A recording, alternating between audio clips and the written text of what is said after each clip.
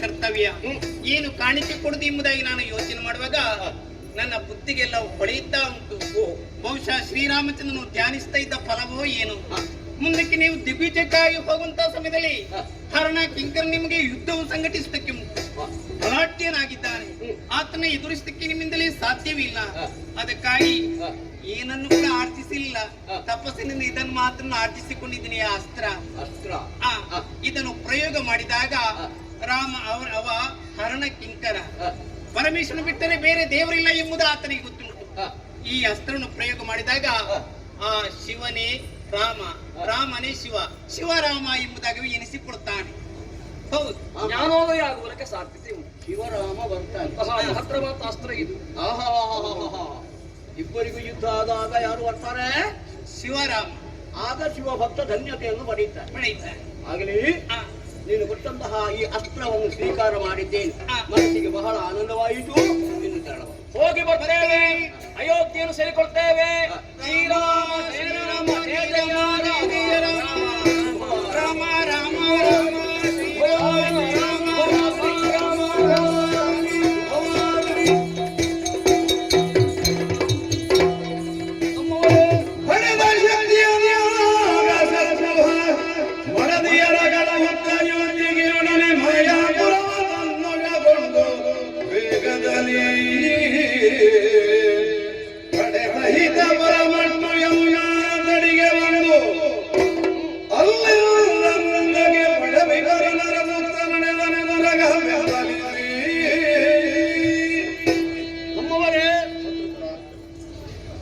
ಎಲ್ಲರನ್ನೂ ಕೂಡ ರಾಮನ ಬಳಿಗೆ ಕಳುಹಿಸಿಯಾಯಿತು. ಸಂತೋಷದಿಂದ ತೆರಳಿದ್ದಾರೆ. ಆಮೇಲೆ ತುರಗವನ್ನು ಕಪ್ಪವನ್ನು ಸಂಗ್ರಹಿಸಿಕೊಂಡು ನಾವು ನೀರ ಮೇಲೆ ಬಂದಿದ್ದೇವೆ. ಭೂಲೋಕವನ್ನು ಸೇರಿದ್ದೇವೆ. ಇನ್ನು ಇದೆಯಲ್ಲ ಅದೆಷ್ಟೋ ದೇಶಗಳು. ಆದಷ್ಟು ಬೇಗ ನಮ್ಮ ತುರಗ ಬೇರೆ ದೇಶಗಳಿಗೆ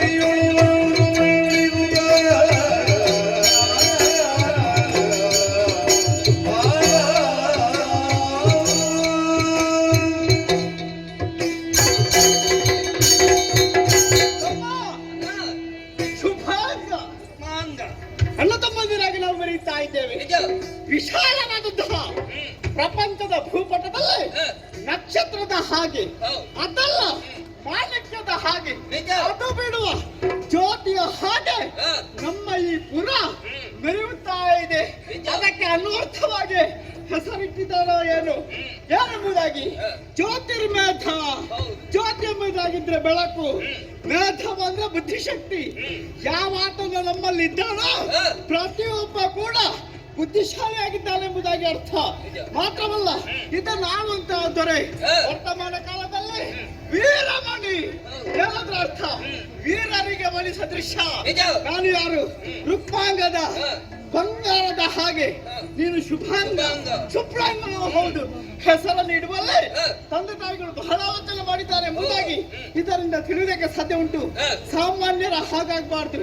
ಲೋಕದಲ್ಲೇ ನಾವು ಪ್ರತಿಷ್ಠಿತ ವ್ಯಕ್ತಿಗಳಾಗಿ ಬೆರಬೇಕು ಎಂಬಂತ ದೃಷ್ಟಿಕೋನವನ್ನು ಇರಿಸಿಕೊಂಡಂತಹ ನಮ್ಮ ಅಯ್ಯ ಯೋಗ್ಯ ಗುರುಗಳ ಬಳಿಗೆ ವಿದ್ಯೆಯನ್ನು ಹೇಳಿಕೊಡುವುದಕ್ಕಾಗಿ ಕಳುಹಿಕೊಟ್ಟಿದ್ದಾರೆ. ವಿದ್ಯೆಯನ್ನು ಹೇಳಿಕೊಡುವುದಕ್ಕೆ ನಮ್ಮ ಅರಮನೆಗೆ ಗುರುಗಳು ಬರ್ಬೋದಿತ್ತು. ಯಾಕೆ ಅಲ್ಲಿಗೆ ಗುರುಮಠಕ್ಕೆ ನಮ್ಮನ್ನು ಕಳುಹಿಕೊಟ್ಟಿದ್ದಾರೆ? ಕಾರಣವಿದೆ. ಅರಸು ಪುತ್ರ ಆದ್ರೂ ಕೂಡ ವಿದ್ಯೆಯನ್ನು ಮಾಡುವಾಗ ಕಷ್ಟದಲ್ಲೇ ಮಾಡಬೇಕು. ಅದರ ಅರ್ಥವೇನು? ಒಬ್ಬ ಕಷ್ಟದಲ್ಲಿ ಬೆಳೆದ ಎಂಬುದಾಗಿದ್ರೆ ಸುಸಂಸ್ಕೃತವಾದಂತಹ ರಾಷ್ಟ್ರವನ್ನು ನಿರ್ಮಾಣ ಮಾಡೋದಕ್ಕೆ ಸಾಧ್ಯ ಉಂಟು. ಒಬ್ಬ ನಾಯಕ ಆಗ್ಬೇಕಾ ಅವ ಕಷ್ಟದಲ್ಲಿ ಬೆಳಿಬೇಕು. ಅವ ಒಳ್ಳೆಯ ನಾಯಕ ಎಂದೆನಿಸಿಕೊಳ್ತಾನೆ. ಅದಕ್ಕೆ ನಾಂದಿ ಹಾಗೆ ನನ್ನ ಮಕ್ಕಳು ಕೂಡ ಈ ರೀತಿ ಬೆಳಿಬೇಕೆಂಬುದಾಗಿ ನನ್ನ ಅಪ್ಪನ ಊಹನೆ ಏನು ತಮ್ಮ? ಅದಲ್ಲ, ಗುರುಮಠವನ್ನು ಬಿಟ್ಟು ಬಹಳ ದಿವಸವಾಯ್ತಲ್ಲ. ಮನಸ್ಸಿಗೇನೋ ಈ ಪಂಜರದಲ್ಲಿರುವಂತಹ ಗಿಣಿಗಿಲ್ವಾ? ಆ ಪಂಜರ ಬಂಗಾರದ ಪಂಜರ ಆದ್ರೂ ಕೂಡ ಅದಕ್ಕೆ ಬಂಧನವೇ. ನಮಗಿಲ್ಲಿ ಬೇಕಾದಷ್ಟು ಉಂಟು, ಆದ್ರೂ ಕೂಡ ಅರಮನೆಯಿಂದ ಹೊರಗೆ ಹೋಗುವುದಕ್ಕೆ ಇಲ್ಲ. ಹಾಗಾಗಿ ಗುರುಮಠದಿಂದ ಬಿಟ್ಟು ಬಂದು ಬಹಳ ನೋವಾಗಿದೆ. ಏನಾದ್ರೂ ಮನಸ್ಸಿನ ನೋವನ್ನು ಕಳೆಯುವುದಕ್ಕಾಗಿ ದಾರಿದ್ರೆ ಹೇಳ್ತೀಯ?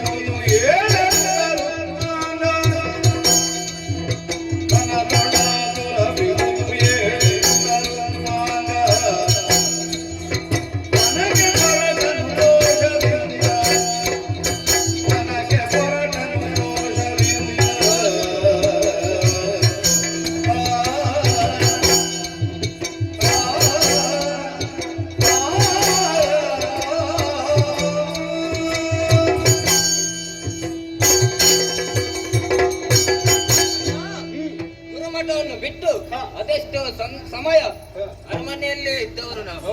ಅರಮನೆಯಲ್ಲೇ ಇದ್ದು ಅದೆಷ್ಟೋ ಮನಸ್ಸಿಗೆ ಬೇಸರ ಯಾಕೆ? ಸಕಲ ವಿದ್ಯೆಯನ್ನು ಕಲಿತವರು ನಾವು. ಅರಮನೆಯಲ್ಲೇ ಇದ್ದು ಬೇಸರವಾಗಿದೆ. ಶಾಸ್ತ್ರ ಹೌದು, ಕರಗತ ಮಾಡಿದ್ದೇವೆ. ಮನಸ್ಸಿನ ಬೇಸರವನ್ನು ದೂರ ಮಾಡುವುದಕ್ಕೆ ಬೇಕಾಗಿ ಏನು ವಿಶೇಷ ಇದೆ ಎಂದು ಕೇಳಿದ್ದಿ? ನನ್ನಲ್ಲಿ ವಿಶೇಷ, ನನ್ನ ತಂದೆಯವರು ಬೆಳೆಸಿದಂತ ಒಣ ಇದೆ. ಅಲ್ಲಿಗೆ ಹೋಗಿ ಪ್ರಕೃತಿಯ ಸೌಂದರ್ಯವನ್ನು ವೀಕ್ಷಿಸಿದೆ ಎಂದಾದ್ರೆ ನಮ್ಮ ಮನಸ್ಸಿನ ಕಷ್ಟವನ್ನು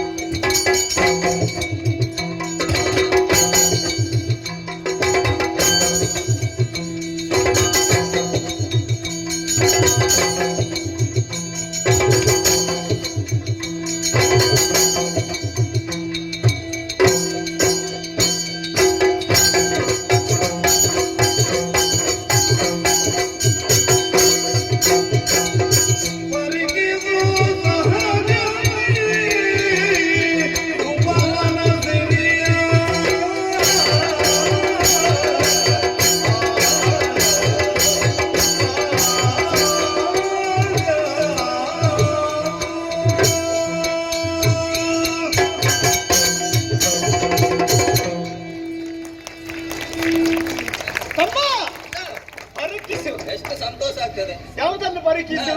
ಯಾವ್ದು?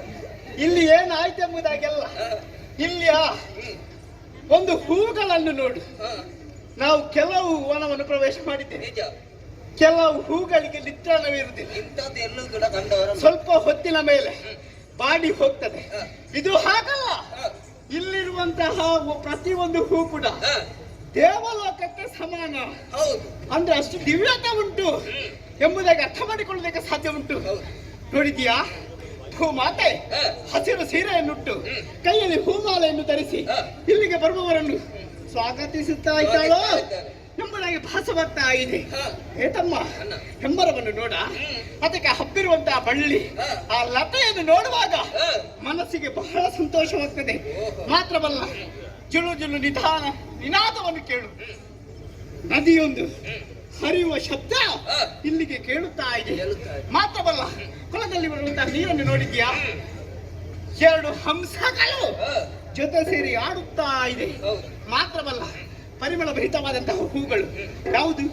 ಹೊನ್ನಾಗ, ಭೋಗ, ಜಾಜಿ, ಮಲ್ಲಿಗೆ ಮುಂತಾದ ವಿವಿಧ ರೀತಿಯ ಪಾರಿಜಾತ. ಅದು ಬೇಕು, ಅದು ಅಲ್ಲಿ ಇರ್ತದೆ, ಇಲ್ಲಿ ಇರ್ತದೆ ಅಂತ ಹೂಗಳನ್ನು ಕಾಣ್ತೇವೆ. ಆ ಮಕರಂದವನ್ನು ದುಂಬಿಯೊಂದು ಹಾರಿ ಆ ಸಿಹಿಯನ್ನು ಉಣ್ಣುವಂತ ದೃಶ್ಯವನ್ನು ನೋಡ. ಆ ಉಣ್ಣುವನ್ನು ನೋಡುವಾಗ ನಮಗೂ ಕೂಡ ನಾವು ಎಲ್ಲಿಯಾದ್ರೂ ದುಂಬಿ ಆಗ್ತಾ ಇದ್ರೆ ಅಂತ ಸಿಹಿ ನಮಗೂ ಸಿಗ್ತಾ ಇತ್ತು ಎಂಬುದಾಗಿ ಭಾವನೆ ಆಗ್ತಾ ಇದೆ. ತಮ್ಮ, ನಾನೊಬ್ಬನೇ ಹೊಗಳಿದ್ರೆ ಆಗ್ತದಾ? ನೀನು ನೋಡ್ಲಿಲ್ವಾ?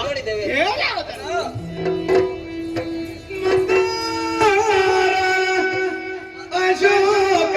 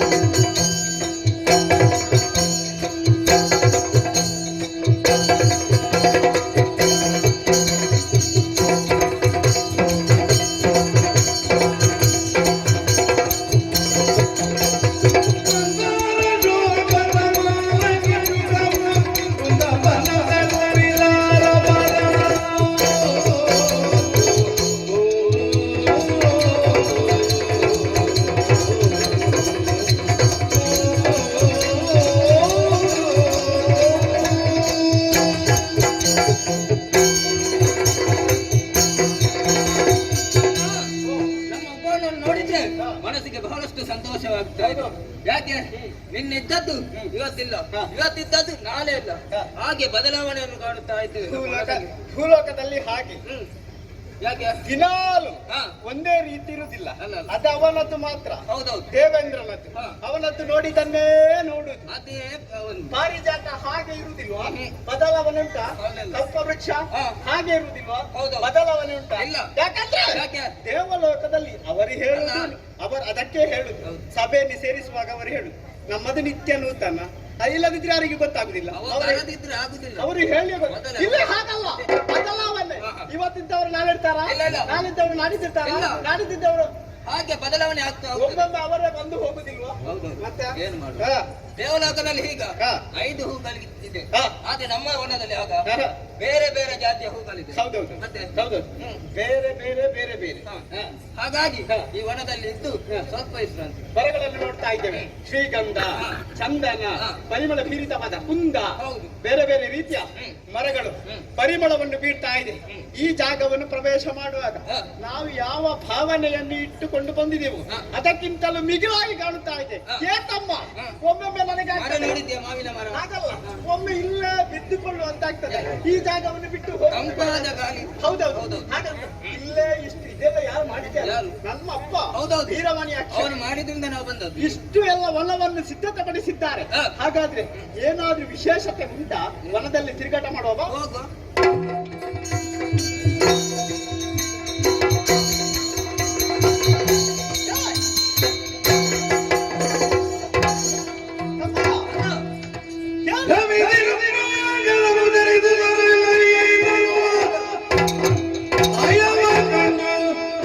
ಕನಕಮಯದ ಭರಣಜೋಭಿಮಗನದರದವಾದಿಯನ್ನು ಬರಿಗಿಸೆ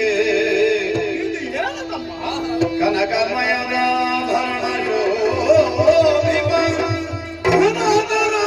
ಭರಣಜೋಭಿಮಗನದರದವಾದಿಯನ್ನು ಬರಿಗಿಸೆ ಮನೆಯೊಳಗೆ ಬಿಗಿದಿದ್ದಲೆ ಜನರನ್ನು ಕಾಣುತ್ತವೆ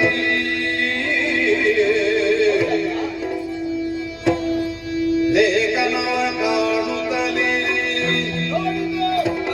ಅನುಜವಾದಿ ವರಹನವನದೊಳೆಂದರೆ ಬಂದುದೀಹಯ ಎನಲು ವಿವೇಗನು ಹಂಗಲೇಖನ ತೆಗೆದು ಆಗಿರಿದ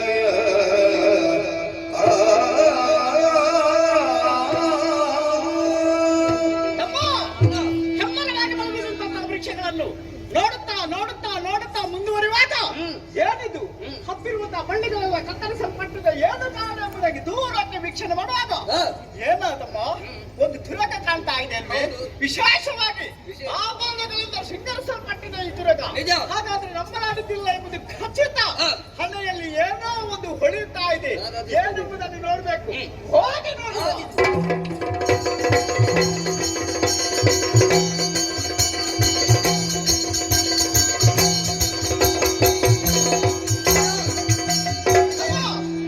ಓಲ, ಹೋಲೆ. ಹಣೆಯಲ್ಲಿದ್ದ ಮನೆಯಲ್ಲಿದ್ದು ತಂದಿದೆ. ವಾಚಿಸುವುದಕ್ಕೆ ನೀನೇ ಸಮರ್ಥ. ನಾನೇ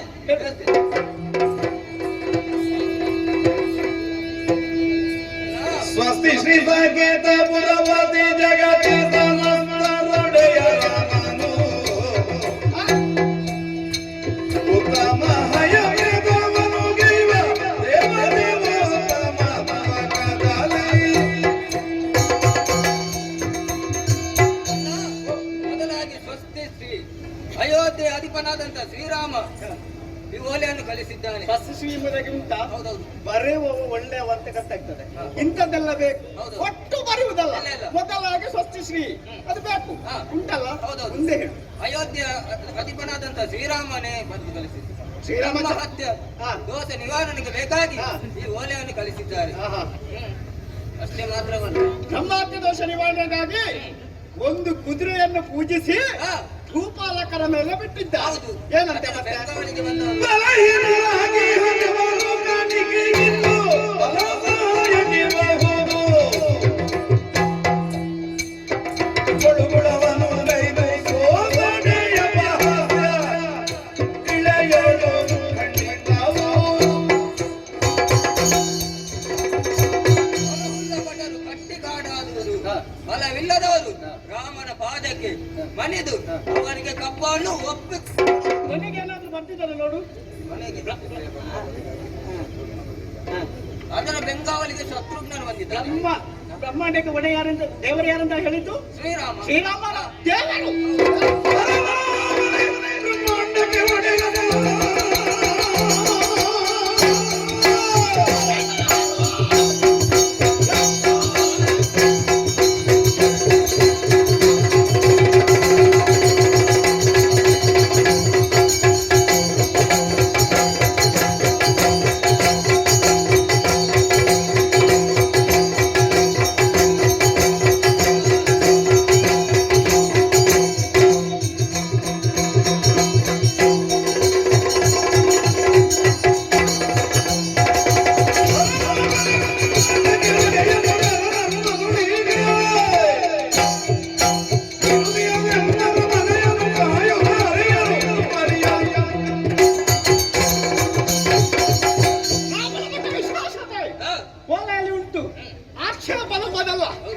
ಬಗ್ಗೆ ಕೆಲವರು ಹಾಗೆ ಪ್ರಚಾರ ಕೇಳಿದ್ರೆ ಕೆಲವರು ನಮ್ಮನ್ನು ನೋಡಿ ಪ್ರಚಾರ ಮಾಡ್ಬೇಕು. ಯಾರಿಗೆ ಗೊತ್ತಿಲ್ವೋ ನಾವೇ ಪ್ರಚಾರ ಮಾಡಿಕೊಳ್ಬೇಕು. ಹಾಗಾಗಿ ನಾವು ತನ್ನ ಬಗ್ಗೆ ವೀರಾಧೀರ ಎಂಬುದಾಗಿ ಪ್ರಚಾರ ಮಾಡಿದ್ದಾನೆ. ನಾವು ಅದರ ಬಗ್ಗೆ ಆಕ್ಷೇಪ ಮಾಡುವುದಿಲ್ಲ. ಹೊರಗೆ ಬರೆದಿರಿಸಿದ್ದೇನು ರಾಮನವರು ಒಂದು ಜಗತ್ತಿಗೆ ದೇವ. ಯಾರು ಹೇಳಿದ್ದು? ಬ್ರಹ್ಮಾಂಡಕ್ಕೆ ಒಡೆಯುವಪ್ಪನೇ ಅವನೇ ಪರಶಿವ, ನಮ್ಮ ಆರಾಧ್ಯ ದೇವ. ಮಾತ್ರವಲ್ಲ ನಮ್ಮ ಭಾವದಾಗಿದ್ದಾನೆ. ಹಾಗಾದ್ರೆ ರಾಮನಿಗೆ ಬಂದ ಅಹಂಕಾರವ ಇಳಿಸಬೇಕು.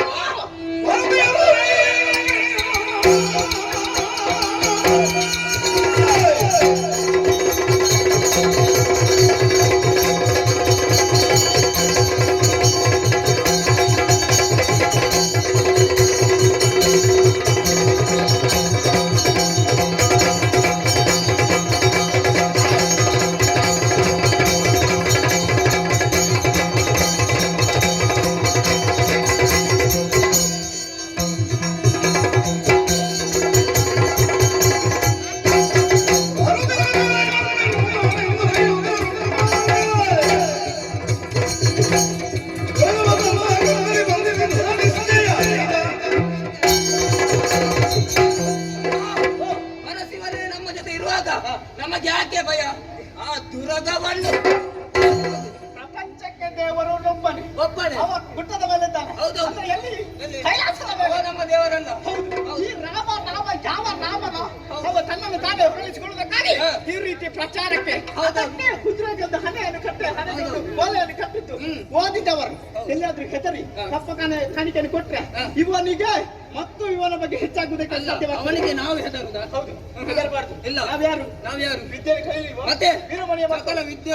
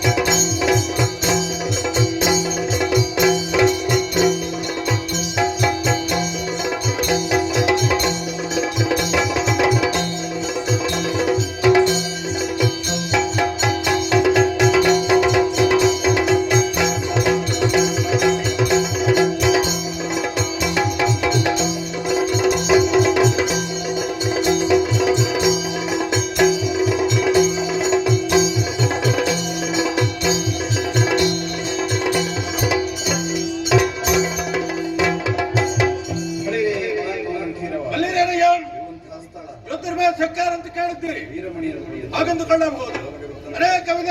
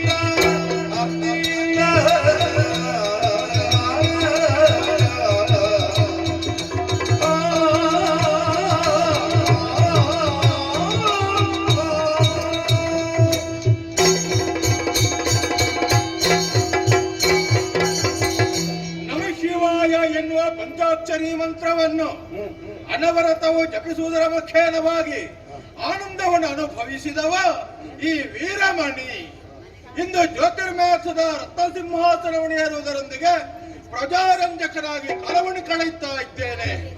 ನಮ್ಮ ಪುರಕ್ಕೆ ಜ್ಯೋತಿರ್ಮೇಧ ಎನ್ನುವ ಹೆಸರು. ಮೇಧ ಅಂದ್ರೆ ಬುದ್ಧಿ ಅಂತ ಅರ್ಥ, ಜ್ಯೋತಿ ಅಂದ್ರೆ ಪ್ರಕಾಶ ಅಥವಾ ಜ್ಞಾನ ಎನ್ನುವುದು ಅರ್ಥ. ಈ ಮಾನವರಿಗೆ ಬುದ್ಧಿ ಹಾಗೂ ಜ್ಞಾನ ಇವೆರಡು ಸೇರಿದಾಗ ಅವರ ಜೀವನ ಎನ್ನುವುದು ಪಾವನವಾಗುವುದಕ್ಕೆ ಸಾಧ್ಯ ಉಂಟು. ಆ ಕಾರಣದಿಂದಲೇ ಜ್ಯೋತಿರ್ಮಯದ ಸರ್ವಜನರ ಜೀವನ ಪಾವನವಾಗಬೇಕೆನ್ನುವ ಕಾರಣಕ್ಕಾಗಿ ಈ ಪುರಕ್ಕೆ ಈ ಹೆಸರನ್ನಿರಿಸಿದ್ದು. ಇಲ್ಲಿ ವೀರಮಣಿಯಾಗಿರುವಂತಹ ನನ್ನ ಆಡಳಿತ ತಂದೆಯವರ ವೀರಮಣಿ ಎನ್ನುವ ಹೆಸರನ್ನಿರಿಸುವ ಒಂದು ಕಾರಣ ಉಂಟು. ನಮ್ಮದು ವೀರಶೈವ ಪರಂಪರೆ. ಪರಾಕ್ರಮ ಅಥವಾ ಶೌರ್ಯ ಉಂಟು ಎನ್ನುವ ಕಾರಣಕ್ಕಾಗಿ ವೀರಮಣಿ ಅಲ್ಲ, ಆಧ್ಯಾತ್ಮಿಕ ಜೀವನದಲ್ಲಿ ನಾನು ವೀರನಾಗಿ ಮೆರೆಯಬೇಕು ಎನ್ನುವ ಕಾರಣಕ್ಕಾಗಿ ವೀರಮಣಿ ಎನ್ನುವ ಹೆಸರನ್ನು ನನಗಿರಿಸಿದ್ದು. ಮಗಳಾಗಿರುವಂತಹ ಇಚ್ಛುಮತಿ ತನ್ನದ್ದಾಗಿರುವಂತಹ ಜೀವನದಲ್ಲೇ ಪ್ರಭು ಪರಮೇಶ್ವರನನ್ನು ಪಡೆಯಬೇಕು ಎನ್ನುವ ಉದ್ದೇಶದಿಂದ ಅಮುಖ್ಯವಾಗಿ ತಪಸ್ಸನ್ನು ಆಚರಿಸಿ ಪ್ರಭು ಪರಮೇಶ್ವರನನ್ನು ಗಂಡನಾಗಿ ಪಡೆದದ್ದು. ನಾವೆಲ್ಲ ಭಾಗ್ಯವಂತರು. ಹಿರಿಯ ಮಗ ರುಕ್ಮಾಂಗ, ಕಿರಿಯವ ಶುಭಾಂಗ ಇಬ್ಬರೂ ನನ್ನ ಎರಡು ಕಣ್ಣುಗಳ ಹಾಗೆ ಬೆರೆಯುತ್ತಾ ಇದ್ದಾರೆ. ಈ ಬಗ್ಗೆ ಆಲೋಚಿಸುವಾಗ ಸಂತೋಷವಾಗುತ್ತಾ ಉಂಟು. ಒಬ್ಬ ಪೀಠವನ್ನು ಏರಿದಂತ ಅರಸ ಕೇವಲ ತನ್ನ ಸ್ವಾರ್ಥಕ್ಕೆ ಬೇಕಾಗಿಯೋ ಅಥವಾ ತನ್ನ ಸುಖಕ್ಕೆ ಬೇಕಾಗಿ ಜೀವನವನ್ನು ಸಾಗಿಸಿದ್ರೆ ಸಾಕಾಗುವುದಿಲ್ಲ. ಪರರ ಹಿತವೇ ನಮಗೆ ಮುಖ್ಯವಾಗಿರ್ತದೆ. ಯಾಕಂದ್ರೆ ಪೀಠವನ್ನು ಏರುವ ಸಂದರ್ಭದಲ್ಲಿ ಅಷ್ಟ ದಿಕ್ಪಾಲಕರ ಅಂಶ ನಮಗೆ ಸೇರಬೇಕೆನ್ನುವ ಉದ್ದೇಶದಿಂದಲೇ ಪುರೋಹಿತರು ಮಂತ್ರದ ಮುಖೇನವಾಗಿ ಆ ಶಕ್ತಿಯನ್ನು ಆಹ್ವಾನಿಸಿ ನಮಗೆ ಕೊಡುವುದು. ಅದನ್ನು ಪಡೆದ ಮೇಲೆ ದೇವತೆಗಳ ಹಾಗೆ ನಾವು ಮೆರೆಯಬೇಕು. ದೇವತೆಗಳಿಗೆ ಸುಮನಸರು ಎನ್ನುವಂತ ಹೆಸರುಂಟು. ಕೇವಲ ಹೊಗಳುವುದಕ್ಕೆ ಆ ಹೆಸರು ಬಂದದ್ದಲ್ಲ. ಹೂವಿನಂತಹ ಮನಸ್ಸುಳ್ಳವರು ಮತ್ತೊಬ್ಬರ ಕಷ್ಟವನ್ನು ಕಂಡಾಗ ಕರಗಬೇಕು, ಅವರಿಗೆ ಬೇಕಾದಂತ ವ್ಯವಸ್ಥೆಯನ್ನು ಮಾಡಬೇಕು ಎನ್ನುವ ಕಾರಣಕ್ಕಾಗಿ ಆ ಹೆಸರನ್ನು ಕೊಟ್ಟದ್ದು. ನಾವು ಕೂಡ ಹಾಗೆಯೇ ಮೆರೀತಾ ಇದ್ದೇವೆ. ಈ ಬಗ್ಗೆ ಯೋಚಿಸುವಾಗ ಸಂತೋಷ. ಯಾರದು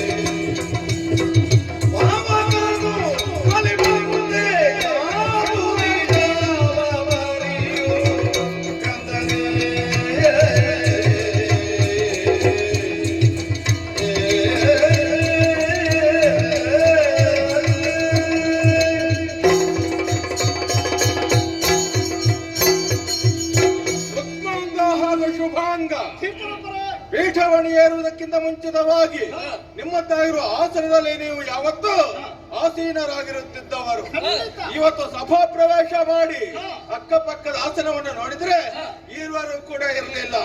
ಯಾಕೆ ಏನು ಎಂಬುದನ್ನು ಮತ್ತೆ ವಿಚಾರಿಸಬಹುದು ಎನ್ನುವ ಕಾರಣಕ್ಕಾಗಿ ಸಭೆಯನ್ನು ಮುನ್ನಡೆಸುವುದಕ್ಕೆ ಮುಂದಾದದ್ದು. ಆ ಕ್ಷಣದಲ್ಲಿ ನಿಮ್ಮ ಪ್ರವೇಶ ಹಾವಭಾವ ಬದಲಾಗಿದೆ.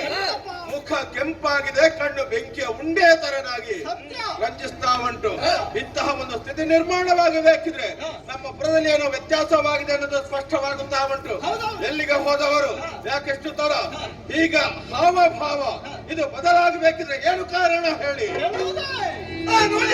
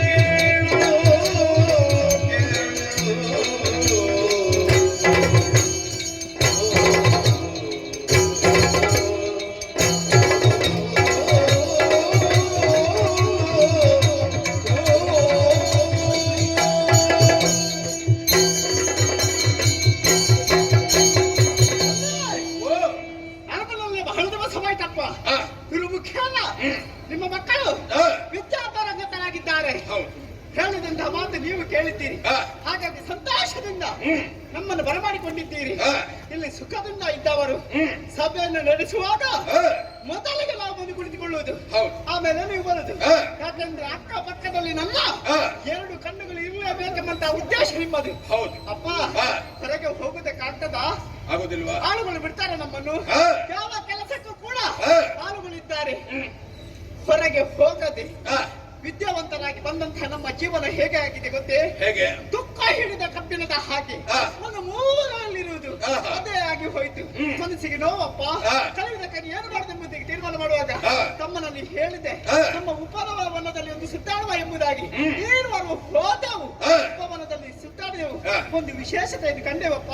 ನಮ್ಮ ವನದಲ್ಲಿ ಖಂಡಿತ ಏನದು? ನನಗೆ ಒಂದು ಕಾರಣಕ್ಕೆ ಸಿಕ್ಕಿತು. ಆ. ಆದ್ರೆ ಹಣೆಯಲ್ಲಿ ಒಂದು ಏನೋ ಲಿಖಿತವಿತ್ತು. ಆ. ಅದನ್ನು ತಮ್ಮ ವಾಚಿಸಿದ ಆ. ಶ್ರೀರಾಮಚಂದ್ರ ಸಾಕೇತಪುರಾಧೀಶನಾದಂತೆ ಆ. ಅವ ಆ. ಅಶ್ವಮೇಧಾಧ್ವರವನ್ನು ಕೈಗೊಂಡಿದ್ದಾನಂತೆ. ಓಹೋ. ಅದಕ್ಕಾಗಿ ಆ. ಒಂದು ಕುದುರೆಯನ್ನು ಪೂಜಿಸಿ ಭೂಪಾಲಕರ ಮೇಲೆ ಬಿಟ್ಟಿದ್ದಾನೆ. ಆ. ಕುದುರೆಯ ರಕ್ಷಣೆಗೆ ಆ. ಅನುಜನಾದಂತ ಶತ್ರುಘ್ನ ಬಂದಿದ್ದಾನೆ. ಅಷ್ಟೇ ಅಲ್ಲಪ್ಪ, ಬಲವಂತರಿಹಯ ಜಗತ್ತಿಗಾದವರಂತೆ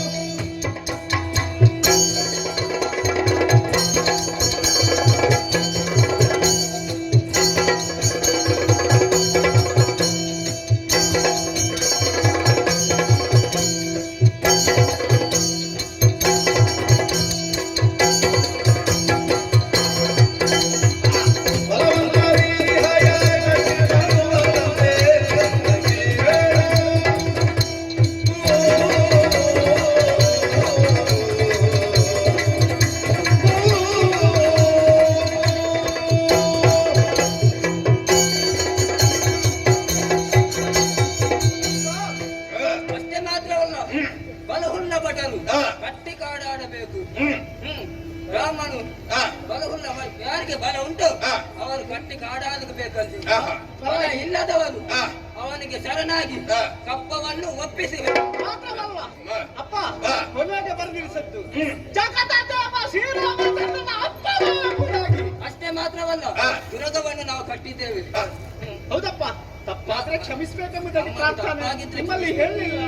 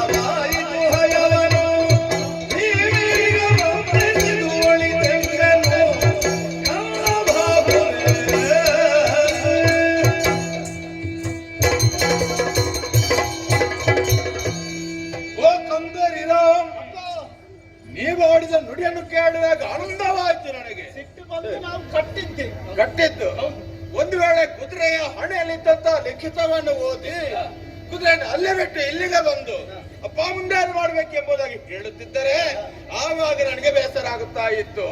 ಯಾಕೆ ನಾವು ಹೇಳಿದ ಮೇಲೆ ದುಡಿಯುವವರು ಯಾರು ಬಲ್ಲೆಯ ಆಳುಗಳು, ಹೇಳದೆ ತಂದೆ ಮನಸ್ಸನ್ನು ಅರಿತು ವ್ಯವಹರಿಸುವವರು ಯಾರು, ಅವರು ಮಕ್ಕಳು. ರೂಢಿಯಲ್ಲಿ ಉತ್ತಮ ಅಲ್ವಾ? ಉತ್ತಮರು, ಖಂಡಿತ ಉತ್ತಮರು, ಅನುಮಾನವೇ ಇಲ್ಲ. ಸುಕೃತ ಫಲದಿಂದಾಗಿ ನಿಮ್ಮನ್ನು ಪಡೆದಿದ್ದೇನೆ ಎಂಬುದಾಗಿ ಅಭಿಮಾನದಿಂದ ಇಂದು ಹೇಳುತ್ತಾ ಇದ್ದೇನೆ. ಪ್ರಪಂಚದಲ್ಲಿ ಮಕ್ಕಳನ್ನು, ಹೆಂಡತಿಯನ್ನು ಅಥವಾ ಯಾವುದೇ ಒಂದು ಸಂಪತ್ತನ್ನಾಗ್ಲಿ ಪಡೆಯಬೇಕಿದೆ ಋಣ ಎನ್ನುವುದು ಪ್ರಧಾನವಾಗಿರ್ತದೆ. ಜನ್ಮದಲ್ಲಿ ನಾವು ಬೇಕಾದಷ್ಟು ಮಾಡಿ ಇಡಬೇಕು ಅಲ್ವಾ? ಇಲ್ಲದಿದ್ರೆ ಉತ್ತಮ ಮಕ್ಕಳನ್ನು ಪಡೆದಕ್ಕೆ ಸಾಧ್ಯವಿಲ್ಲ. ಕೆಲವರಿಗೆಲ್ಲ ಕೆಟ್ಟ ಮಕ್ಕಳು ಹುಟ್ಟಿಕೊಳ್ಳುತ್ತಾರೆ. ಹಾಗಂತಲೇ ಹುಟ್ಟಿಕೊಂಡ ಮಕ್ಕಳನ್ನು ದೂರುವುದಲ್ಲ, ತಾವು ಹಿಂದಿನ ಜನ್ಮದಲ್ಲಿ ಗೈದಂತ ಕರ್ಮ ಏನು ಅದರ ಬಗ್ಗೆ ಅವರು ಯೋಚಿಸಬೇಕಾಗ್ತದೆ. ಅದಕ್ಕೆಲ್ಲ ಈ ಜನ್ಮದಲ್ಲಿ ಒಳ್ಳೆಯದನ್ನು ಮಾಡಂತ ನಾವು ಹೇಳುದು. ಹೌದು, ಹೇಳುವುದು ಮಾತ್ರವಲ್ಲ, ನಾವು ಅದನ್ನು ಮಾಡಬೇಕು. ಇಲ್ಲದಿದ್ರೆ ಭವಿಷ್ಯತ್ತಿನಲ್ಲಿ ನಮಗೂ ಕೂಡ ಅದೇ ರೀತಿ ಆಗ್ತದೆ. ಅಷ್ಟು ಚಂದವಾಯ್ತು, ಹಯವನ್ನು ನೀವು ಹೊಂದಿಸಿದ್ದೀರಿ, ಆಮೇಲೆ ಅದರ ಒಕ್ಕಣೆ ಏನು ನಮ್ಮನ್ನು ವಿರೋಧಿಸುವುದಕ್ಕೆ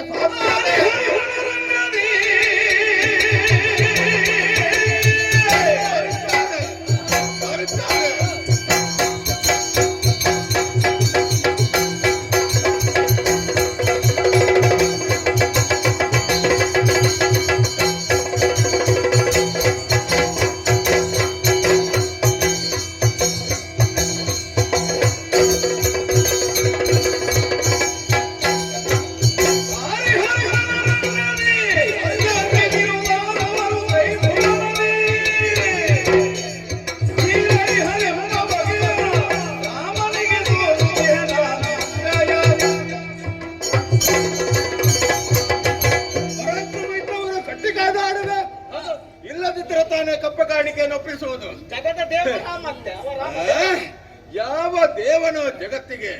ಹಾಗಾದ್ರೆ ನಮ್ಮ ಮನೆಯಲ್ಲಿರುವಂತ, ನಮ್ಮ ಪೂಜಾ ಮಂದಿರದಲ್ಲಿರುವಂತ ಶುಭ ಸಾನ್ನಿಧ್ಯಕ್ಕೆ ಏನಂತ ಹೇಳುವುದು?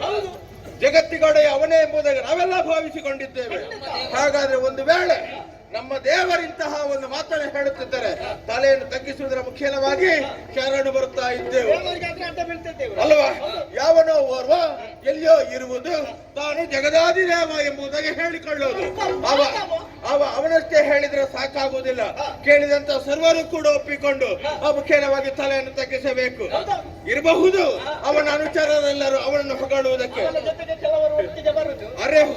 ಅರೆ ಹುಚ್ಚರೆಲ್ಲರೂ ಸೇರಿಕೊಂಡು, ಹೌದು, ಹಾಗೆಲ್ಲ ಸೇರಿಸಿಕೊಂಡು ಅವನನ್ನು ಹೊಗಳುವ ಹಾಗೆ ವ್ಯವಸ್ಥೆ ಮಾಡಿಕೊಂಡು ಅಯೋಧ್ಯೆಯಲ್ಲಿ ಮೆರೆಯುತ್ತಾ ಇರಬಹುದು. ಹೀಗೆ ಹೋಗುವಾಗ, ಸಮಾರಂಭಕ್ಕೆ ಎಲ್ಲ ಹೋಗುವಾಗ ತನ್ನೊಟ್ಟಿಗೆ ಕೆಲವು ಮಂದಿಯನ್ನು ಕರ್ಕೊಂಡು ಹೋಗುದು ಕಾಣಿಸುವುದಕ್ಕಾಗಿ. ದೊಡ್ಡ ಜನ ಅಂತ ಗೊತ್ತಾಗಬೇಕು. 10 ಮಂದಿ ತನ್ನ ಜೊತೆಯಲ್ಲಿದ್ದಾರೆ ಎನ್ನುವುದನ್ನು ತೋರಿಸುವುದಕ್ಕೆ ಬೇಕಾಗಿ ಆ ರೀತಿ ಮಾಡಬಹುದು. ಹಾಗಂತಲೇ ಪ್ರಚಾರಕ್ಕೋ ತೋರಿಕೆಗೋ ನಾವೆಲ್ಲ ಹಾಗೆ ಹೋಗುವವರಲ್ಲ. ಯುದ್ಧ ಕ್ಷೇತ್ರದಲ್ಲಿ ನಾವೇನು ಎನ್ನುವುದನ್ನು ತೋರಿಸುವುದಕ್ಕೆ ಸಿದ್ಧರಾಗಬೇಕು. ಈ ವೇಳೆಗೆ ನಮ್ಮ ಪರಾಕ್ರಮವನ್ನು ತೋರಿಸುವುದಕ್ಕೆ ಅವಕಾಶ ಒಂದು ಅಥವಾ ವೇದಿಕೆ ಒಂದು ಸೃಷ್ಟಿಯಾಗಿದೆ ಎನ್ನುವಲ್ಲಿ ಯಾವ ಅನುಮಾನವೂ ಇರಲ್ಲ.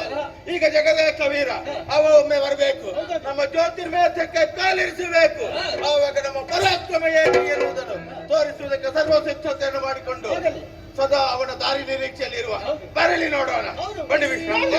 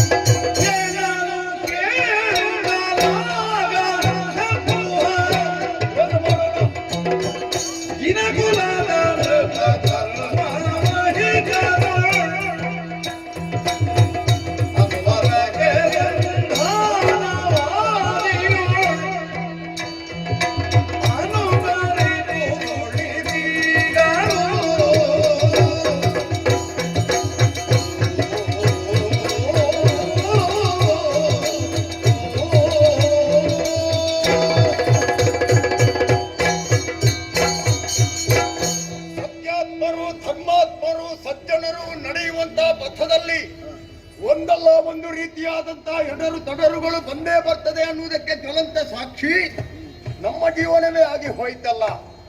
ಶ್ರೀರಾಮನಿಂದ ನಿಯೋಜಿತಗೊಂಡು ನಾವು ಹೊರಟು ಅದೆಷ್ಟೋ ಸಮಯ ಕಳೆದು ಹೋಯಿತು. ಅನೇಕ ಪುರವನ್ನು ಉತ್ತರಿಸುತ್ತಾ ಕೆಲವರೆಲ್ಲ ಭುವನಾಭಿರಾಮನಾದಂತಹ ಲೋಕಾಭಿರಾಮನಾದಂತಹ ನಮ್ಮ ದೇವರ ಯೋಗ್ಯತೆಯನ್ನು ಅರಿತು ಹೊರೆಯಾಗಿ ಕಪ್ಪಗಾಣಿಕೆಯನ್ನು ಕೊಟ್ಟು ಯಾಗಕ್ಕೆ ಪ್ರೋತ್ಸಾಹವನ್ನು ಕೊಡುತ್ತಾ ಇದ್ದಾರೆ. ಆದ್ರೆ ಕೆಲವು ಮಂದಿಗಳೆಲ್ಲ ನಾವು ಯಾಕೆ ಕೊಡಬೇಕು ಎನ್ನುವ ಹಾಗೆ ದಿಟ್ಟತನದಿಂದ ಮುಂದೆ ಉಳಿದಂತಹ ಕಾಲಕ್ಕೆ ಕಾಳಗವೇ ನಡೆದು ಹೋಯಿತು. ಪರಿಣಾಮವಾಗಿ ನಮಗೆ ಜಯ ಲಭಿಸಿದೆ. ಇದಕ್ಕೆ ಶ್ರೀರಾಮಚಂದ್ರನ ಪೂರ್ಣಾನುಗ್ರಹಕ್ಕೆ ನಾವು ಒಳಗಾದವರು ಅನ್ನುವುದು ಸ್ಪಷ್ಟವಾಗಿ ಅರ್ಥವಾಗುತ್ತಾ ಉಂಟು. ಆದ್ರೆ ಇಷ್ಟೆಲ್ಲ ಆಗ್ಬೇಕಿದ್ರೆ ಮೂಲ ಕಾರಣ ಏನು ಅಂತ ಯೋಚನೆ ಮಾಡಿದ್ರೆ ನಾವು ಹೊರಟದ್ದು ಯಾಕೆ? ಶ್ರೀರಾಮ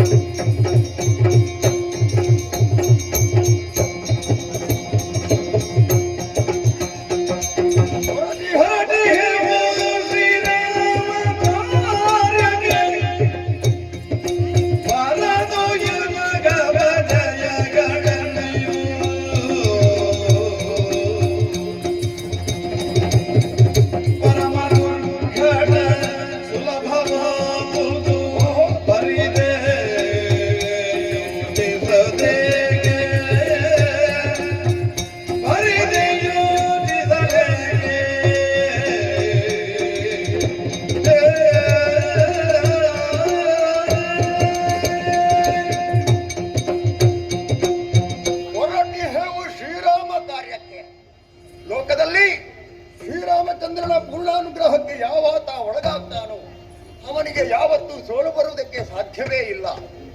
ಬಂದಂತಹ ದೋಷವನ್ನು ನಿವಾರಿಸುವುದಕ್ಕೆ ಬೇಕಾಗಿ ಮಹತ್ತರವಾದಂತಹ ಯಜ್ಞವೊಂದನ್ನು ಸಂಕಲ್ಪಿಸಿದ್ದಾನೆ ನಮ್ಮ ಅಣ್ಣನಾದಂತಹ ಶ್ರೀರಾಮಚಂದ್ರಮ. ಹಾಗಾಗಿ ಅಶ್ವದ ಬೆಂಗಾವಲಿಗೆ ಈ ಸಮಯದಲ್ಲಿ ನಾನು ಹೊರಟಿದ್ದೇನೆ. ನಮಗೆ ಯಾವತ್ತೂ ಅಪಯಶಸ್ಸು ಬರುವುದಕ್ಕೆ ಸಾಧ್ಯವೇ ಇಲ್ಲ. ಹಾಗಿದ್ರೆ ಹಿಂದಿನ ಘಟಲಾವಣಿಗಳನ್ನು ಸರಿಯಾಗಿ ನಾನು ಜ್ಞಾಪಿಸಿದೆ ಎಂದಾದರೆ ಎಲ್ಲಿಯೂ ನಮಗೆ ಸೋಲು ಬಂದದ್ದಿಲ್ಲ. ಆದರೆ ಈಗ ಬಂದು ನಿಂತಹ ಜಾಗ ಇದುವೇ ಜ್ಯೋತಿರ್ಮೇಧ ಅನ್ನುವುದು ಅರ್ಥವಾಯಿತು. ಅಶ್ವ ನಮ್ಮಿಂದ ಮೊದಲಾಗಿ ಬರ್ತಾ ಇತ್ತು. ಅಶ್ವ ಹೋದಂತಹ ಕಡೆಗೆ ನಾವು ಹೋಗುವುದು, ನಾವು ಹೋದಂತಹ ಕಡೆಗೆ ಯಾವತ್ತೂ ನಮ್ಮ ಕುದುರೆ ಬರುವುದಲ್ಲ. ಈ ನಿಟ್ಟಿನಿಂದ ನಾವು ಮೊದಲಿನಿಂದಲೇ ಒಂದು ನಿರ್ಧಾರವನ್ನು ಮಾಡಿ ಮುಂದುವರಿದವರು. ಆದರೆ ಜ್ಯೋತಿರ್ಮೇಧ ಪುರದಲ್ಲಿ ಶಿವಭಕ್ತನಾದಂತಹ ವೀರಮಣಿ ಆಳ್ವಿಕೆಯನ್ನು ಮಾಡುತ್ತಾ ಇದ್ದಾನೆ ಅಂತ ವರ್ತಮಾನ ಮೊದಲೇ ನಮಗೆ ಗೊತ್ತಿದೆ. ನಮ್ಮ ಅಶ್ವ ಅವನ ಉಪವನವನ್ನು ಪ್ರವೇಶ ಮಾಡಿದೆ, ಅವನ ಮಕ್ಕಳೀರರು ಅಶ್ವವನ್ನು ಬಂಧಿಸಿದ್ದಾರೆ ಅನ್ನುವಂತಹ ವರ್ತಮಾನ ನನಗೆ ಬಂದಿದೆ. ಶಿವಭಕ್ತನಿಗೆ ರಾಮನ ಬಗ್ಗೆ ಪ್ರತ್ಯೇಕವಾಗಿ ಹೇಳಬೇಕಾದಂತಹ ಅವಶ್ಯಕತೆ ಇಲ್ಲ. ಯಾಕಂದ್ರೆ ರಾಮನ ಲೋಕೋತ್ತರವಾದಂತಹ ಕೀರ್ತಿ ಏನು ಅನ್ನುವುದನ್ನು ಅವನಿಗೂ ಅರ್ಥವಾಗಿರಬೇಕು. ಯಾಕಂದ್ರೆ ಭುವನಾಭಿರಾಮ ಅನ್ನುವಂತ ಪ್ರಸಿದ್ಧಿಯನ್ನು ಹೊಂದಿದವನು ನಮ್ಮಣ್ಣನಲ್ವೇ. ಹಾಗಿದ್ರೆ ಯಾಕೆ ಅರ್ಥವಾಗಲಿಲ್ಲ? ಕುದುರೆಯ ಹಣೆಯಲ್ಲಿರುವಂತಹ ಲಿಖಿತವನ್ನು ವಾಚಿಸಿ ನಮಗೆ ಬಂದು ಪ್ರೋತ್ಸಾಹವನ್ನು ಕೊಡಬೇಕಾಗಿತ್ತು.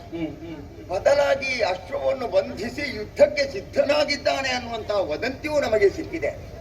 ಏನೇ ಆಗ್ಲಿ, ನನ್ನಣ್ಣ ಶ್ರೀರಾಮಚಂದ್ರ ಮೊದಲೇ ಹೇಳಿದ್ದಾನೆ, ಎಲ್ಲಾ ಕಡೆಯಲ್ಲಿ ಯುದ್ಧವನ್ನೇ ಸಾರುವುದಲ್ಲ, ಸಾರಿ ಸರ್ಪವನ್ನಾದರೂ ಕೊಲ್ಲಬಹುದು. ಸಜ್ಜನರಿಗೆ ಮೊದಲಾಗಿ ಸಾರಬೇಕು. ನಮ್ಮ ವಿಚಾರ ಅವರ ಅವಗಾಹನೆಗೆ ಬರಬೇಕು.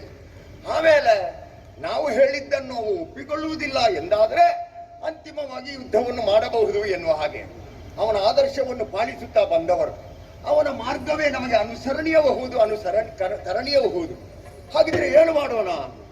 ಈ ಸಮಯದಲ್ಲಿ ಒಂದು ಸಂಧಾನವನ್ನು ಮಾಡಬೇಕು.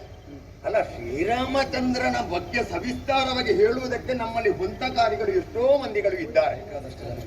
ಆದರೂ ಒಂದು ಕಳಿಸುವಂತ ಭಟ ಅವ ಏನು ಎಷ್ಟು ಅನ್ನೋದನ್ನು ಸ್ವಲ್ಪ ಯೋಚನೆ ಮಾಡುವುದು ಬೇಡವೇ? ಹಾಗಾಗಿ ಇದ್ದಾನೆ ನಮ್ಮಲ್ಲಿ ಆಂಜನೇಯ, ಮಾರುತಿ ಎನ್ನುವ ಹಾಗೆ ಪ್ರಸಿದ್ಧಿಯನ್ನು ಹೊಂದಿದ್ದಾನೆ, ನಮ್ಮ ಜೊತೆಯಲ್ಲಿಯೇ ಬಂದವ.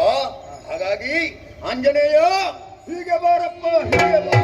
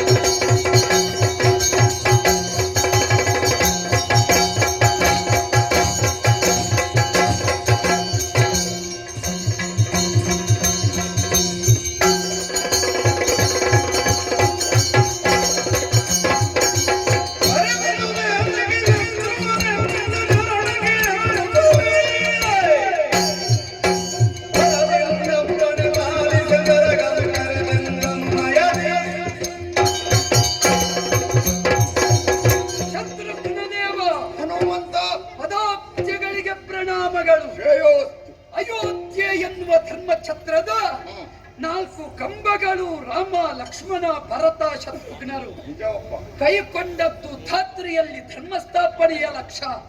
ಅದನ್ನು ಎಷ್ಟರವರೆಗೂ ಸ್ಥಾಪಿಸಿದ್ದೀರಿ ಎನ್ನುವುದು ಸ್ಪಷ್ಟ. ಆದ್ದರಿಂದಲೇ ಸುರಪಕ್ಷವೇ ಇಂದು ನಿಮ್ಮ ಕುರಿತಾಗಿ ಅಭಿಮಾನವನ್ನು ತಳೆದಿದೆ.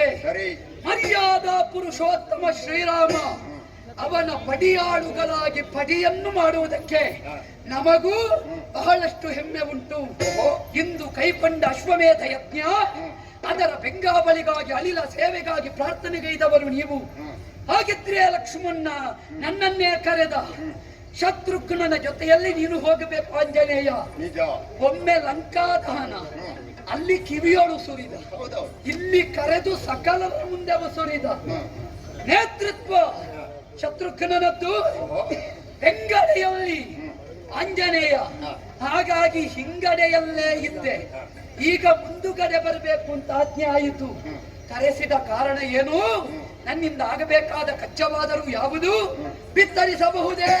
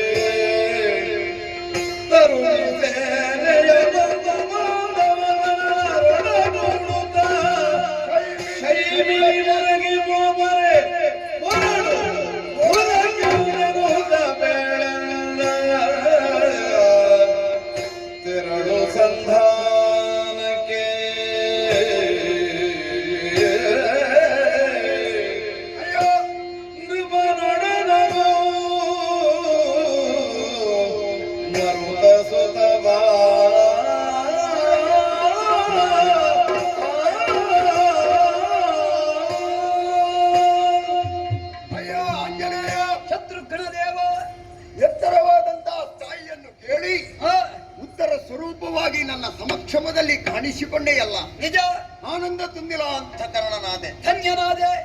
ರಾಮ ಭಂಟನೂ ಹೌದು, ರಾಮ ಭಕ್ತನೂ ನೀನು ಹೌದು. ನಿಜ, ನೀನು ಯಾವತ್ತೂ ರಾಮ ಸೇವೆಯಲ್ಲಿಯೇ ಕಾಲವನ್ನು ಕಳೆಯುವವ. ಆದ್ರೆ ಬಂದಾಕ್ಷಣವೇ ಒಂದು ಮಾತನ್ನು ಹೇಳಿದೆಯಲ್ಲ, ಶ್ರೀರಾಮಚಂದ್ರ ನನ್ನಲ್ಲಿ ಕಾಣುತ್ತಾ ಇದ್ದೇನೆ. ಸತ್ಯ. ಲೋಕದ ದೇವ ಭುವನಾಭಿರಾಮಚಂದ್ರಮ, ಅವನ ಆದರ್ಶವನ್ನು ಪಾಲಿಸುತ್ತಾ ಬಂದವರು ನಾವು. ನಿಜ. ಆದ್ರೆ ಆ ಅರ್ಹತೆಯನ್ನು ಎಷ್ಟರ ಮಟ್ಟಿಗೆ ನಾನು ಪಡೆದಿದ್ದೇನೆ ಅನ್ನುವುದು ನನಗೆ ಅರ್ಥವಾಗುವುದಿಲ್ಲ. ಆದ್ರೆ ನನ್ನಲ್ಲಿ ರಾಮನನ್ನು ನೀನು ಕಂಡಿದ್ದೀಯ ಅನ್ನೋದು ಸ್ಪಷ್ಟವಲ್ಲ. ಸತ್ಯ. ಈ ಸಂದರ್ಭದಲ್ಲಿ ನಿನ್ನನ್ನು ಕರೆಯುವುದಕ್ಕೆ ಕಾರಣ ಇದೆ. ಏನು ಪ್ರಭು? ನನಗೆ ಸೇವೆಗೆ ಅವಕಾಶವೇ ಇಲ್ಲ ಎನ್ನುವ ಹಾಗೆ ಒಂದು ಮನಸ್ಸಿನ ಮೂಲೆಯಲ್ಲಿ ನಿನಗೊಂದು ಕೊರಗಿತ್ತು. ಹಾಗೆಂದು ನಿನ್ನ ಸಾಹಸವನ್ನು ಈ ಮೊದಲು ನೀನು ಪ್ರದರ್ಶನ ಮಾಡಿದ್ದು. ನಿಜ. ರಾಮ ಸೇವೆಯಲ್ಲಿ ನಿರತನಾದವ. ಆದರೆ ಈ ಕಾಲಕ್ಕೆ ನನಗೆ ಏನು ಉದ್ಯೋಗ ಇಲ್ಲಪ್ಪ, ನನಗೊಂದು ಸರಿಯಾದಂತ ಒಂದು ಕಚ್ಚ ದೊರಕಲಿಲ್ಲಲ್ಲ ಅನ್ನುವಂತಹ ಕೊರಗು ನಿನ್ನಲ್ಲಿ ಇದ್ದದ್ದು ಹೌದಾ? ಯೋಚಿಸುತ್ತಾ ಇದ್ದೆ ಈ ಸಲ ನನಗೆ ನಿವೃತ್ತಿ ಅಂತ. ಪ್ರವೃತ್ತಿಗೊಂದು ಅವಕಾಶ ಸಿಕ್ಕಿತು ಎನ್ನುವ ಧನ್ಯತೆ ಉಂಟು. ನಿನಗೆ ನಿವೃತ್ತಿ ಅನ್ನುವುದು ಇಲ್ಲ. ಯಾಕೆಂದ್ರೆ ನಮ್ಮಲ್ಲಿ ಕೆಲವರಿಗೆಲ್ಲ ಭಯ ಆಗಿದೆ. ಹೌದಪ್ಪ, ಈ ಸಲ ನಮ್ಮದ್ದು ಉಂಟೋ ಇಲ್ಲವೋ ಅಂತ. ಶ್ರೀರಾಮನ ಪೂರ್ಣಾನುಗ್ರಹಕ್ಕೆ ಒಳಗಾದವರಿಗೆ ಯಾವತ್ತೂ ಸೋಲು ಬರುವುದಕ್ಕೆ ಸಾಧ್ಯ ಉಂಟಾ? ಇಲ್ಲ. ನಮ್ಮ ದಿಗ್ವಿಜಯ ಹೊರಟು ಅದೆಷ್ಟೋ ಸಮಯ ಕಳೆದು ಹೋಯಿತು. ನಿಜ. ನಾನಾಗಿ ನಿನ್ನನ್ನು ಕರೆದದ್ದಲ್ಲ, ಶ್ರೀರಾಮಚಂದ್ರನಿಂದಲೇ ನಿಯೋಜಿತನಾಗಿ ನನ್ನ ಜೊತೆಯಲ್ಲಿ ಬಂದವ. ಸತ್ಯ. ಈ ಹಿಂದೆ ಅದೆಷ್ಟೋ ಕದನಗಳು ನಡೆದು ಹೋಗಿದೆ. ಅದೆಲ್ಲ ಸಾಮಾನ್ಯ ಯುದ್ಧಗಳು ಅಂತ ಒಂದು ಹೇಳಬಹುದು. ಅದರಲ್ಲಿ ನೀನು ಗುರುತಿಸಿಕೊಂಡದ್ದಿಲ್ಲ. ಆದ್ರೆ ಮಾಡಿದ್ದೇವೆ. ಘೋರ ಭೀಷಣ ಕಾಳಗ ಇರಬಹುದು, ಮದನಾಕ್ಷತಾರಾವಳಿಯರ ಯುದ್ಧ ಇರಬಹುದು, ನಿಜ. ಎಲ್ಲದರಲ್ಲಿಯೂ ನೀವೇ ಮುಂದೆ ಹೋದವರು. ಆಹಾ. ನಮಗೂ ಇತ್ತು ಎಲ್ಲಾ ಪ್ರಸಂಗದಲ್ಲಿ ನಾವೇ ಕಾಣುವುದು ಯಾಕೆ? ನಮ್ಮಲ್ಲಿ ಇದ್ದಾರೋ ಸುಮ್ಮನೆ ಇರುವುದು ಯಾಕೆ? ಅವರು ಕಾಣಿಸಿಕೊಳ್ಳಲಿ. ಆದ್ರೆ ಒಂದುಂಟು, ಕೆಲವರು ಸದುಪಯೋಗ ಪಡಿಸಿಕೊಳ್ಳುತ್ತಾರೆ, ಕೆಲವರಿಗೆ ಅವಕಾಶ ಕೊಟ್ಟರೂ ವಿನಿಯೋಗಿಸಿಕೊಳ್ಳುವುದಕ್ಕೆ ಗೊತ್ತಿರುವುದಿಲ್ಲ. ಅಲ್ಲ, ಹಾ. ಒಂದು ಕಾಲದಲ್ಲಿ ನಾನು ಅವಕಾಶ ಇರ್ಲಿಲ್ಲ ಅಂತ ಕೊರಗು ನನಗೂ ಇತ್ತು. ಹಾ. ಭರತನಾದ್ರೂ ಲಕ್ಷ್ಮಣನಾದ್ರೂ ಶ್ರೀರಾಮನ ಸೇವೆಯಲ್ಲಿ ಭಾಗಿಯಾದವ, ಹಾ. ಹೌದಲ್ವಾ? ಹಾ. ಆದ್ರೆ ನನಗೆ ಅವಕಾಶ ಲಭ್ಯವಾಗಲಿಲ್ಲ. ಆಗಲಿಲ್ಲ. ಇದೊಂದು ಒಳ್ಳೆಯ ಅವಕಾಶ ಅಂತ ನಾನು ಭಾವಿಸ್ತೇನೆ. ನನಗೆ ಸಿಕ್ಕಿದ್ದು ಒಂದೇ ಅವಕಾಶ, ಹೌದು. ಆವತ್ತು ಹಾ. ಆ ಲವಣಾಸುರ ವಧೆ. ಆದ್ರೆ ಹಾ. ಹೊರಡುವಂತ ಸಂದರ್ಭದಲ್ಲಿ ಹಾ. ಶ್ರೀರಾಮನ ಪಾದಾಂಬುಜಗಳಿಗೆ ಮಣಿದು ಹಾ. ನಾವು ದಿಗ್ವಿಜಯಕ್ಕೆ ಹೊರಟಂತ ಕಾಲಕ್ಕೆ ಹಾ. ನನ್ನ ಮನಸ್ಸಿನಲ್ಲಿ ಭಯ ಇತ್ತು ಅಂತಲ್ಲ, ಹಾ. ನನ್ನವರು ಬೇಕಾದಷ್ಟು ಮಂದಿಗಳು ನಾನು ಹಂಬಲಿಸಿದ್ದನ್ನು ಬೆಂಬಲಿಸುವವರು ನಮ್ಮ ಜೊತೆಯಲ್ಲಿ ಇರ್ತಾರೆ. ಹಾ. ಆದ್ರೆ ನಿನ್ನನ್ನು ನನ್ನ ಅಣ್ಣ ಜೊತೆಯಲ್ಲಿ ಕಳುಹಿಸಿಕೊಟ್ಟನಲ್ಲ, ಹಾ. ಆಗ ನಾನು ಅರ್ಥ ಮಾಡಿಕೊಂಡೆ, ಹಾ. ಈ ಸಲದ ತಿರುಗಾಟದಲ್ಲಿ ಹನುಮಂತ ಒಂದು ಜೊತೆಯಲ್ಲಿ ಇದ್ರೆ ಹಾ. ನನಗೆ ಭಯವೇ ಇಲ್ಲ ಅಂತ. ಹೌದಾ? ಹಾ. ಹೌದಾ? ಹಾ. ಯಾಕೆ ಯಾಕೆ? ಯಾಕೆ ಹೇಳು? ಹಾ. ಸೂಕ್ಷ್ಮ ಮತಿತ್ವ ಉಳ್ಳವನಿ, ಹಾ. ಚತುರಮತಿ ಎನ್ನುವ ಹಾಗೆ ಹೇಳಬಹುದು ನಿನ್ನನ್ನು. ಅದಕ್ಕೆ ಆಡಿದ್ದಿರ್ಬೇಕು ನೀನು. ಮರುತ ಸುತ ಬಾ ಸುಜ್ಞಾನಿ ನೀನು. ಮಾರಯ್ಯ ಎನ್ನುವ ಹಾಗೆ. ಹಾ. ಇಲ್ಲವಾದ್ರೆ ಸಾಮಾನ್ಯ ಒಂದು ಕೋಡಗನನ್ನಾದ್ರೆ ಹಾ. ಶ್ರೀರಾಮಚಂದ್ರ ಅಷ್ಟು ಒಂದು ಹತ್ತಿರದಲ್ಲಿ ಇರಿಸಿ ಹಾ. ಅಷ್ಟೊಂದು ಆಪ್ಯಾಯಮಾನವಾಗಿ ಒಂದು ಮಾತಾಡುವ ಕ್ರಮ ಉಂಟಾ? ಖಂಡಿತ ಇಲ್ಲ. ಇಲ್ಲ. ರೂಪ ಮುಖ್ಯವಲ್ಲ, ಗುಣ ಮುಖ್ಯ. ಮುಖ್ಯ. ಗುಣ ಇದ್ದರೆ ಸಾಲದು, ವಿದ್ಯೆ ಬೇಕು. ನಿಜ. ವಿದ್ಯೆ ಇದ್ದರೆ ಸಾಲದು, ಅನುಭವ ಬೇಕು. ವಿದ್ಯೆ ಎನ್ನುವುದಕ್ಕೆ ರೂಪ ಇಲ್ಲ, ಇಲ್ಲ. ಅದು ಜ್ಞಾನಕ್ಕೆ ಸಂಬಂಧವಾದದ್ದು. ನಿಜ. ಜ್ಞಾನದ ಅನುಭವ, ಜ್ಞಾನ ಎನ್ನುವುದು ಅನುಭವದ ಮೂಸೆಯಲ್ಲಿ ಬೆಂದಾಗ ಮಾತ್ರ ಕೊಳೆಯನ್ನೆಲ್ಲ ಕಳಕೊಂಡು ಶುದ್ಧ ಅಪರಂಜಿಯಾಗುತ್ತದೆ. ನಮಗೆಲ್ಲ ರಾಮಾದರ್ಶದ ಅನುಭವ, ರಾಮನ ಮಾರ್ಗವೇ ನಮಗೆ ನಿಜ ಆದರ್ಶ, ಹೌದಲ್ವಾ? ಹಾ. ಅದನ್ನೇ ಒಪ್ಪಿಕೊಂಡು ಬಂದವರು. ಖಂಡಿತ. ಆದ್ರೆ ರಾಮಚಂದ್ರಮ ಹೊರಡುವಾಗಲೇ ಹೇಳಿದ್ದಾನೆ, ಹಾ. ಎಲ್ಲ ಕಡೆಯಲ್ಲಿ ಕ್ರಾಂತಿಯನ್ನು ಎಬ್ಬಿಸುವುದಲ್ಲ, ಹಾ. ಕೆಲವು ಕಡೆಯಲ್ಲೆಲ್ಲ ಶಾಂತಿ ಪ್ರಿಯವಾಗಿಯೇ ಮುಂದುವರಿಬೇಕಾಗ್ತದೆ. ಕೋದಂಡರಾಮನ ಜೊತೆಯಲ್ಲಿ ತಿರುಗಾಟ ಮಾಡಿದವರು ನಾವು. ಹಾ. ಆ ಮೇಳದಲ್ಲಿ ತಿರುಗಾಟ ಮಾಡಿದ್ದೇವೆ. ಇಲ್ಲಿ ಒಂದು ಅವಕಾಶ ಸಿಕ್ಕಿದ್ದು ಭಾಗ್ಯ ಅಂತ ಭಾವಿಸಿ. ಹೌದಲ್ಲ? ಹಾ. ಆದ್ರೆ ಹಾ. ಬೇಕಾದಷ್ಟು ಅನುಭವವನ್ನು ಹೊಂದಿದವನಿಗೆ ಹಾ. ಈಗ ಕೆಲವರೆಲ್ಲ